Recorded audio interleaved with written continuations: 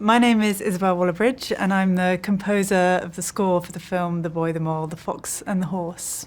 I first started working with Charlie, it must have been, in 2020 when I first wrote to him, because my brother gave me Charlie's book in 2019 and I totally fell in love with it. And then I wrote to Charlie saying how much I loved it and that I thought that it would make a wonderful piece of theatre.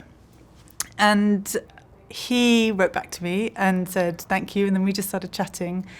And then he said, well, we're actually making a film. Would you like to write the score for that? And I said yes. Working with Charlie, it was slightly different actually in terms of a process of other film scores that I've written on, largely because we had so much time, because there was probably about a year of sketching of ideas before we actually got to the kind of official scoring process.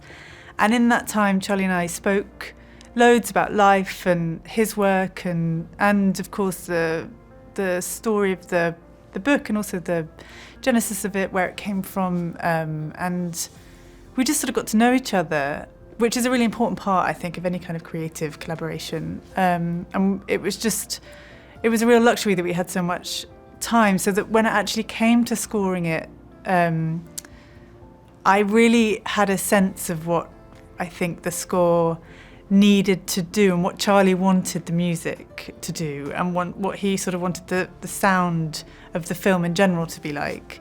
One of the things that I actually found challenging was striking a good balance between the music and the sound being comforting, but also having tension and the right amount of tension without being too frightening. And there were a couple of moments, particularly there's one when the mole falls into the river. That was challenging because it needed to be, apart from the fact that it needed to hit lots and lots of different points, it also needed to be quite scary.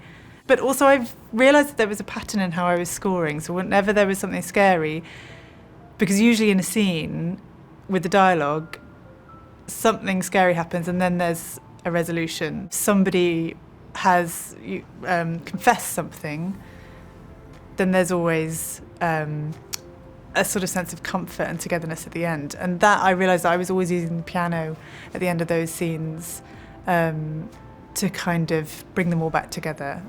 We have a 40-piece orchestra. There's a big percussion section. We've got the brass and all the strings, amazing soloists.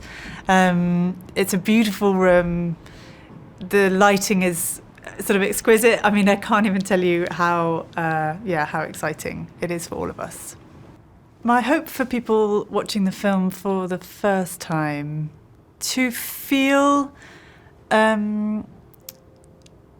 like whatever they've experienced in their life, that somehow they're not alone in perhaps some of the challenges that they have faced. A lot of the film is about kindness and friendship and asking for help, and I think they're really powerful messages, and so that is one of the things that I hope that people take away when they see the film, is they feel seen somehow.